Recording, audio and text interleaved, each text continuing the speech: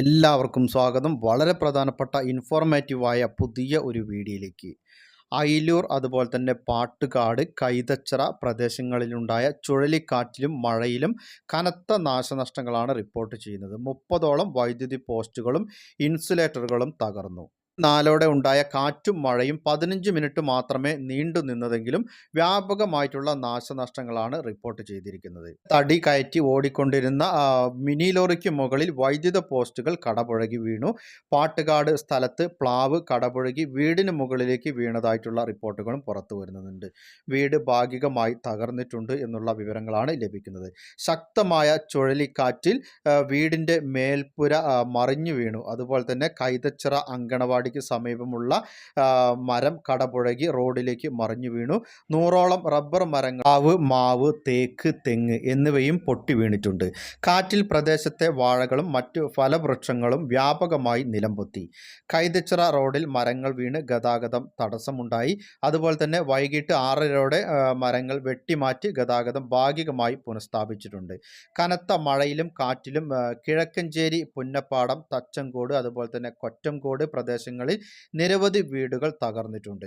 അതുപോലെ തന്നെ കോട്ടയം ജില്ലയിലും കനത്ത മഴ തുടരുകയാണ്. കൂടാതെ കാറ്റിലും മഴയിലും കനത്ത നാശനഷ്ടങ്ങൾ, ഇടിമിന്നലിൽ പ്രദേശത്തെ വൈദ്യുതി ബന്ധം തകർന്നിട്ടുണ്ട്.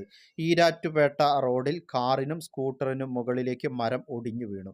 24 മണിക്കൂറിനുള്ളിൽ ആൻഡമാൻ നിക്കോബാർ ദ്വീപിൽ കാലവർഷം എത്തുമെന്നാണ് കാലാവസ്ഥാ വകുപ്പിന്റെ നിഗമനം. കേരളത്തിൽ അടുത്ത 5 ദിവസം ഇടിമിന്നലോട് കൂടിയിട്ടുള്ള ശക്തമായ മഴയ്ക്ക് സാധ്യതയുണ്ട് എന്നും കാലാവസ്ഥാ വകുപ്പ് അറിയിക്കുകയാണ്. മഴയ്ക്കൊപ്പം ശക്തമായ കാറ്റും വീശിയേക്കും. ഉയർന്ന താപനിലയും ഈർപ്പമുള്ള വായുവും കാരണം മലയോര പ്രദേശങ്ങൾ ഒഴികെയുള്ള ജില്ലകളിൽ ചൂടും അസ്വസ്ഥതയ്ക്കും സാധ്യതയുള്ളതായും മുന്നറിയിപ്പുണ്ട്. ജൂൺ 4-ന് കാലവർഷം കേരളത്തിൽ എത്തിച്ചേരുമെന്നാണ് കാലാവസ്ഥാ വകുപ്പ് അറിയിക്കുന്നത്. നിങ്ങളുടെ അറിവിലേക്കായി വളരെ പ്രധാനപ്പെട്ട ഒരു അറിയിപ്പിൻ്റെ വിശദാംശങ്ങളാണ് ഈ ഒരു വീഡിയോയിൽ പങ്കുവച്ചത്. പരമാവധി ആളുകളിലേക്ക് ഈ ഇൻഫർമേഷൻ ഒന്ന് ഷെയർ ചെയ്ത് എത്തിക്കുക. നിങ്ങളുടെ അഭിപ്രായങ്ങളും നിർദ്ദേശങ്ങളും കമൻറ്റിലൂടെ എഴുതി അറിയിക്കുവാനും മറക്കരുത്. ചാനൽ ആദ്യമായി കാണുന്നവരാണെങ്കിൽ സബ്സ്ക്രൈബ് ചെയ്യുക. അപ്പോൾ നമുക്ക് മറ്റൊരു വീഡിയോയുമായി വീണ്ടും കണ്ടുമുട്ടാം. അതുവരേക്കും അനൂപ് സൈനിങ് ഓഫ്.